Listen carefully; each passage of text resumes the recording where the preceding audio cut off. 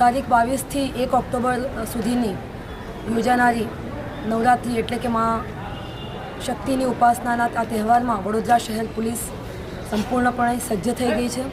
વડોદરા શહેર પોલીસની શી ટીમ્સ, મહિલા પોલીસ સ્ટેશનની ટીમ્સ અને અલગ અલગ બ્રાન્ચોની ટીમ આજથી બંદોબસ્તમાં જોડાઈ જશે।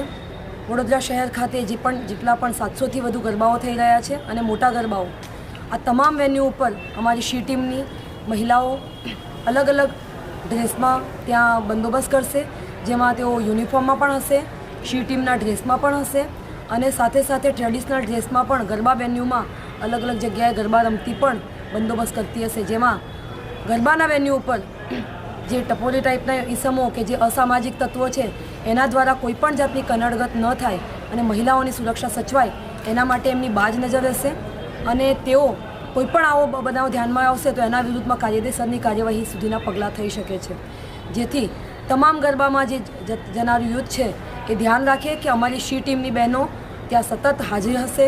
એ યુનિફોર્મમાં પણ હોઈ શકે, એ શી ટીમના ડ્રેસમાં પણ હોઈ શકે, કાં તો એ ટ્રેડિશનલમાં પણ હોઈ શકે। એમની અલગ અલગ ડ્યુટી અલગ અલગ વેન્યુ ઉપર ફાળવી દેવામાં આવી છે।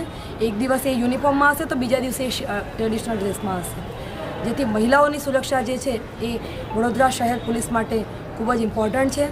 સાથે મહિલાઓ, સિનિયર સિટીઝનો અને બાળકોની સુરક્ષાનું પણ ધ્યાનમાં લેવામાં આવે છે અને એમની પણ સુરક્ષાની જવાબદારી અમારા શિરે છે।